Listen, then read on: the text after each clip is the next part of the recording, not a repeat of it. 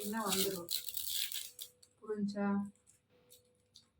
இப்போ நம்ம எப்படி நோட்டை புக்கு அளவு வச்சு கட் பண்ணுறதுன்னா, இப்போ ஒரு புக்கு எடுத்துக்கோங்க, இப்படி வச்சு இப்படி வச்சுக்கோங்க.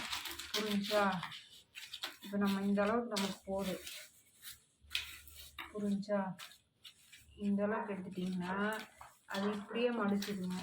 மடிச்சிட்டிங்களா? கரெக்டான அளவு வரும். அதையே இப்படி எடுத்துகிட்டு நம்ம புக்கு எடுத்துகிட்டு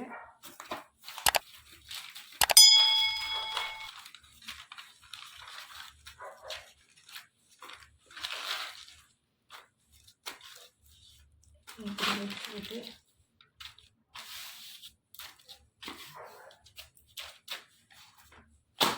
இப்படி வெயிட்டான ஒன்று வச்சுக்கோங்க.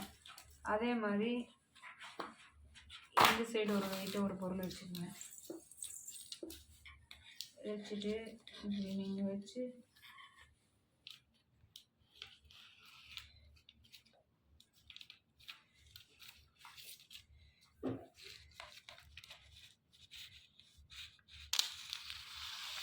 இப்படி நேரம் போயிடுங்க. இருக்குது ஓகேவா?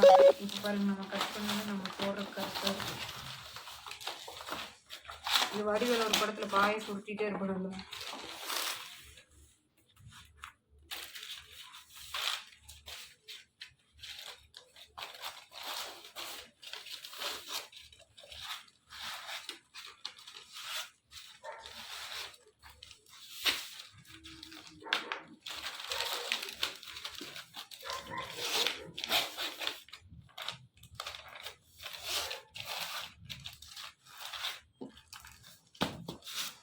இப்படி பண்ணிட்டீங்கன்னா இப்படி நல்லா இழுத்து விட்டுக்கணும்.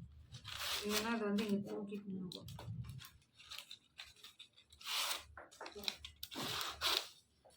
இதுதான். இப்படி ஃபஸ்ட் இதை பண்ணிவிட்டு அதுக்கப்புறம் அதே மாதிரி பண்ணிக்கோங்க. ரெண்டு சரி சமமாக இருக்குதான்னு பார்த்துக்குங்க. இல்லாட்டி ஒரு சைடு பெருசு ஒரு சைடு சிறுசு.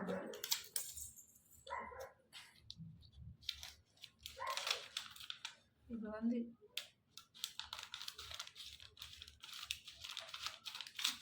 இப்படி கட் பண்ணி விட்டுக்கோங்க.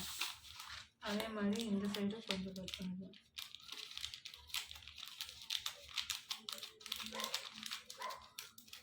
ரொம்ப கட் பண்ணிங்கன்னா புக்கு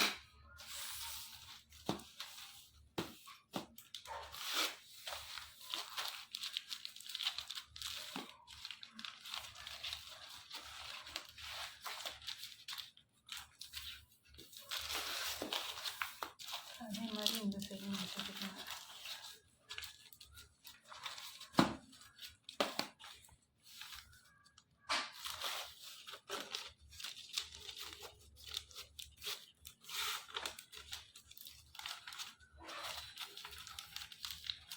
மடிச்சு விட்டுட்டு இந்த கார்னர்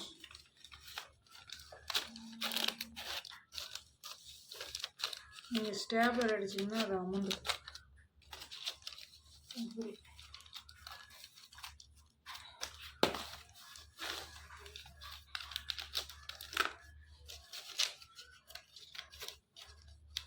ப்ரெஷ் பண்ணி விட்டுட்டு இப்போ வச்சு அமைக்க வச்சிட்டிங்கன்னா அது நம்மகிட்ட அமௌண்ட்.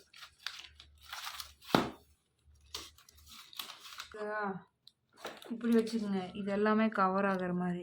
சரியா? ஒரு அடி இப்படி அடிச்சுக்கோங்க. அதே நேரம் இப்படி வச்சு இன்னொரு அடி அடிச்சுக்கோங்க.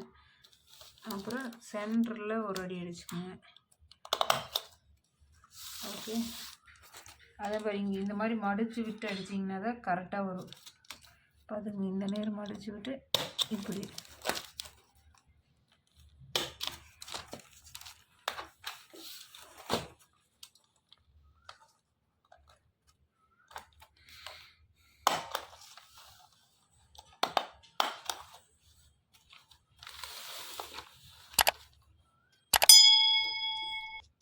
கடலை திருப்பி அடிச்சுக்கிடுங்க.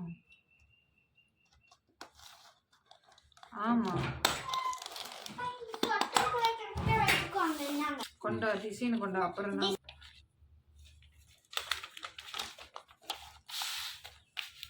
எங்ககிட்ட இந்த மாதிரி டிசைன்ல இருக்குது.